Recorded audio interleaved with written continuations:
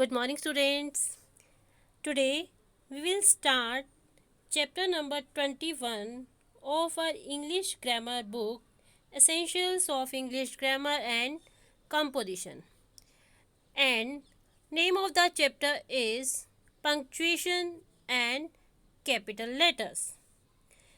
So, first of all, the question arises, what is meant by punctuation and why is it required?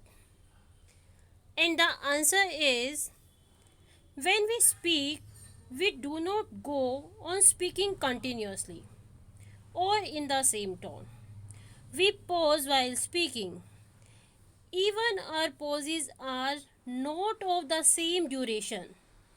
Some of them are short while others are pretty long.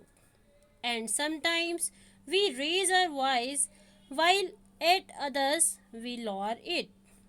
We lend a particular quality of voice to the same words to convey a particular meanings.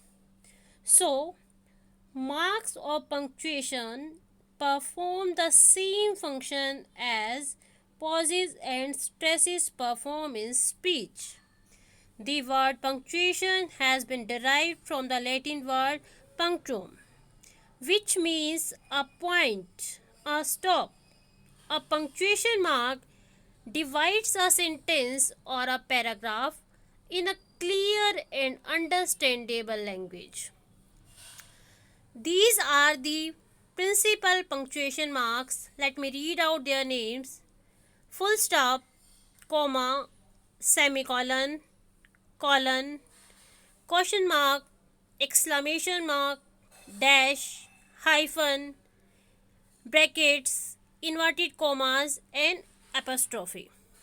So let us know about them in detail.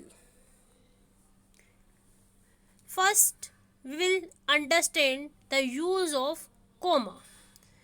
We use a comma while listing a series of things or phrases.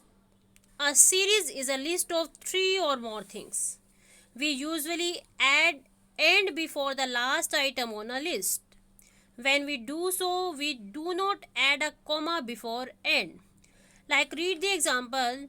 Here there is a series of things like oranges, mangoes, apple. So here more than two things are there, and before third thing we have applied and there, and before and we will never use comma. So if there is series of things or phrases, we will put comma in between them, but before the last one we will write and before and we will not use comma. So here the series may be things of or phrases, or it may be series of noun, pronoun, or adjectives. So if there are two or more adjectives that describe a noun, we use a comma after each adjective, but never after the last one, as before the end we never use comma. Like, read the example. This smart active young man was chosen for the job. So here smart and active are adjectives, so we will put comma after adjectives. If there is series of adjective there that are describing noun or pronoun, so here young man is a pronoun, so there we will use comma in between the adjectives. Next use of comma is while referring to a city and state together to separate the two.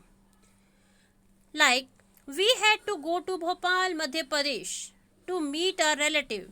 Here we are taking pause after Bhopal and after Madhya Pradesh also. To show that pause, we will use comma in between, and after Bhopal as well as after Madhya Pradesh we will use comma. That is a punctuation mark, because Bhopal is a city in state Madhya Pradesh. So here while referring to a city and state together, we will separate them by using commas. A new branch of the school has been opened in Jamnagar, Gujarat. Jamnagar belongs to Gujarat state, so here also we have used comma after Jamnagar. So while referring to a city and state together, we separate the two with comma. Next, while adding information about the subject with a break in the sentence, we use commas before and after the added information, like Mohit, my brother. So here my brother is additional information, that is a clause. Clause gives additional information about the noun or pronoun which is written before. My brother is a additional information which we will write in between comma. After Mohit comma, after my brother comma. So my brother is written in between the comma. Next, a phrase that introduces a sentence but is not part of its subject or predicate is called an introductory phrase, and we use a comma to separate an introductory phrase from the rest of the sentence, like as we all know the earth revolves round the sun. Here two phrases are used. As we all know, that is a separate phrase. The earth revolves round the sun, that is a separate sentence. So here as we all know is not part of the sentence, the earth revolves round the sun. So here it is giving us introductory phrase. So while writing introductory phrase, we use comma. In the evening, it is also a phrase. As you know the difference between phrase and the sentence, in the evening is a phrase. After writing such phrases, we use comma. Next, while addressing someone directly, we use a comma to separate the sentence from the name, like Sahil, can you tell me the way? Here after Sahil, I have taken a pause. That pause will be written here in the form of comma. So while addressing a person, after the name we use comma to separate the sentence from the name. Have you been to Dubai, Rajat? So here have you been to Dubai is a sentence, and we are talking to the Rajat. We are directing or we are talking to Rajat. So here we will separate the name Rajat by comma. Next, we use a comma to separate two independent clauses. When there are two independent clauses joined by the conjunctions and but, or, nor, yet, so, etc., we use a comma before the conjunction.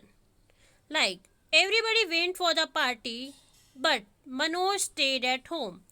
Here, two independent clauses are there. They can stand independently. Like Manoj stayed at home, it is independent clause.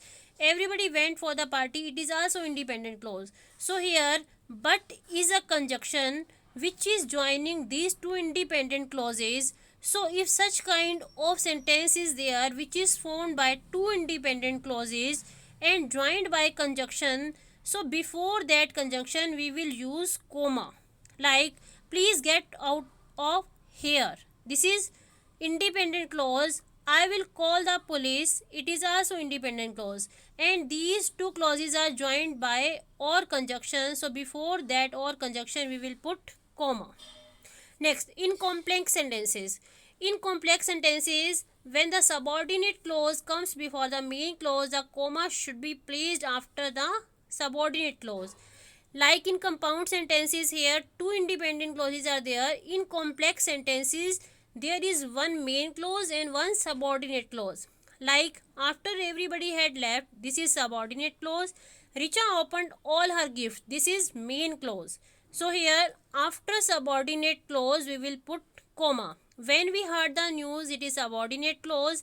We ran outside to investigate, it is main clause. After the subordinate clause we will put comma. With non-defining relative clause, we must use commas to separate the subordinate clause from the main clause.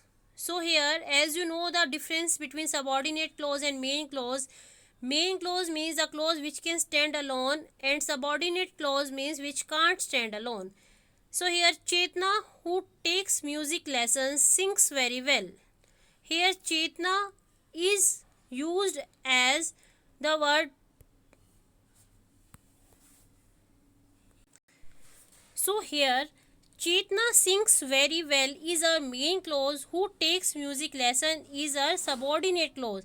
Meet my friend Garima, who is a great fan of yours, It is also non-defining relative clause, and we must use commas to separate the subordinate clause from the main clause. So today we have learned about the one of the most important punctuation mark, that is comma. I hope you have learned it well and use it correctly in future. Thank you.